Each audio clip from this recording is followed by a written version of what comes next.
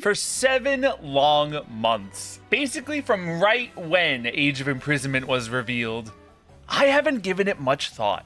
I mean, did you see the games revealed that day? Mario Kart, Air Riders, Donkey Kong Bonanza, and yeah, another Hyrule Warriors game. Sure, it'll probably be good. Great even. But like, all these games are $70, and well, if I'm gonna skip any of them, it might as well be this one. And that's essentially how it was until about a week ago. Suddenly, I started feeling nostalgic. I remembered Age of Calamity and how much time I sunk into that game. It was only about 2 or 3 weeks a time, but I was putting some heavy hours into it. And I remembered Hyrule, this specific version of Hyrule, and how this game might be our final look at it. For better or for worse, we have been stuck in this version of Hyrule since Breath of the Wild. And while I'm as ready to move on as anyone, I feel like I've got one more in me.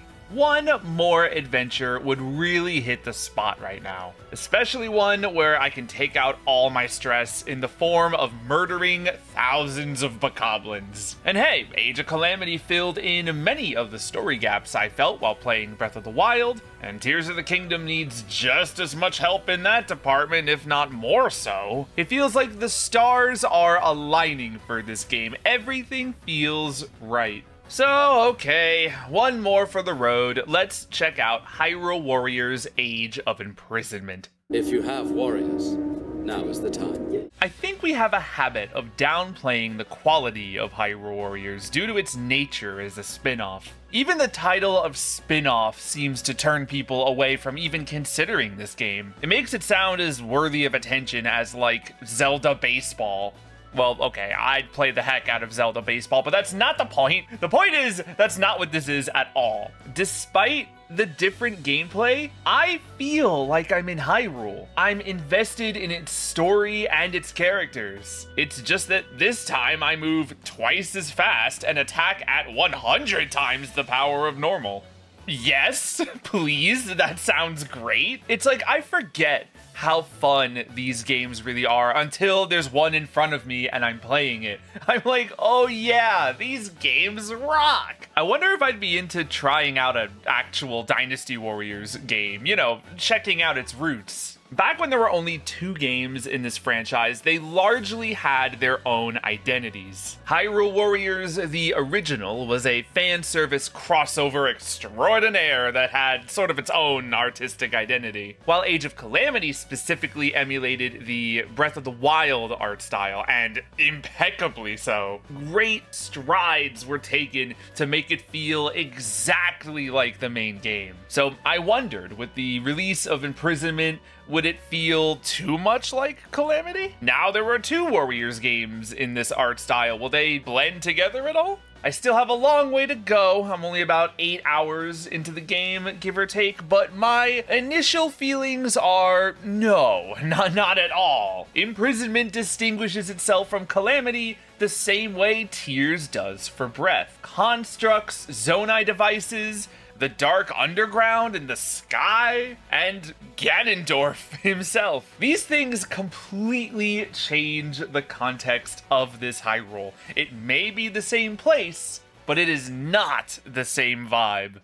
The concept of a Nintendo Warriors game has become very familiar to us thanks to the entire Switch era, but to briefly touch on what it's like in case you're new. Essentially, the gimmick is that there are enemies everywhere, just hundreds of them on the screen at once. You have a big roster of characters, all with unique movesets, though the buttons that you are pressing remain pretty much the same, and you're tasked with eliminating them all by the thousands. You got a big map screen with all of these territories. You use the materials you collect in the missions to earn back those territories, to level up some of your characters, and find new ones, of course. This particular Hyrule Warriors takes place in that period of time where Zelda is flung all the way back to the time of the first king and queen of Hyrule. This is an important plot point in the story of Tears of the Kingdom. We get to see flashbacks of it here and there, but this time we're here to stay. Zelda is essentially the main character as we go into much more detail about these characters that we only kind of touched upon in Tears.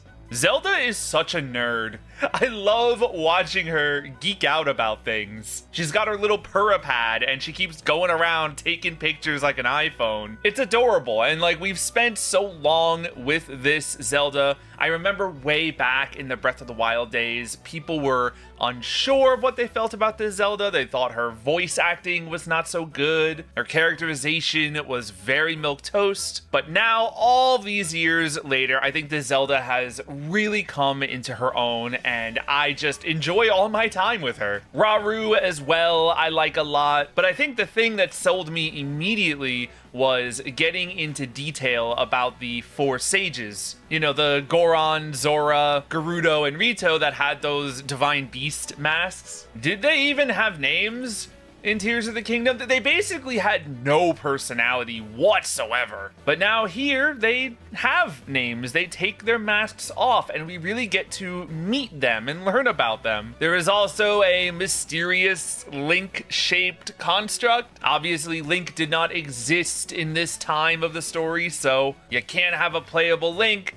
but you can have this robot Link. He seems very important to the plot of this story. It's still developing for me, so I don't know exactly what. But so far, I like him. I like his Korok companion. It's cool. Along with fleshing out the old cast of characters that we didn't get to see much of, they're also making a bunch of new characters just for this game, and they fit in like a glove.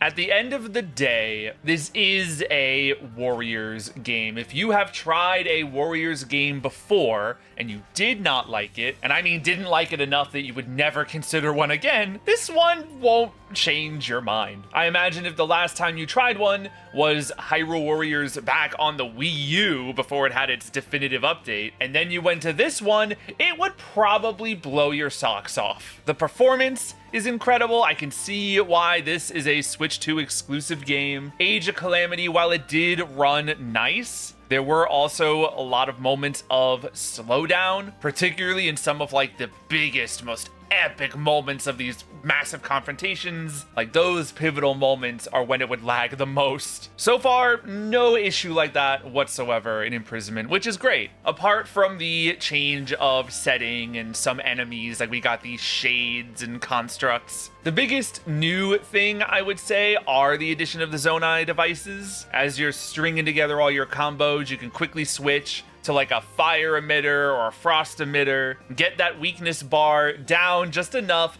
to like continue your attack and do an awesome finisher. It's gotta be entertaining, you know, like you gotta be there for the gameplay loop. If it brings you joy and like it brings you joy over and over again, you're gonna have a great time here. It will have like its high points and its low points. There will be times where you're just doing a lot of busy work, you know, a lot of basic combat missions over and over again. And those are the times where you just kind of sit back, mash the button, and I don't know, have YouTube in the background or something. But when things start getting real in the massive story missions, it'll get your attention, don't worry. Yeah, I'm liking this a lot. I'm sure I will finish it. Not going into spoiler content, I know that Age of Calamity has a very controversial ending. Basically swerves enough that Age of Calamity is considered non-canon. I do think that they made an effort to point out that Imprisonment is canon, so I imagine that whatever story swerves are going to happen here, it will still end the same way as anyone who played and finished Tears of the Kingdom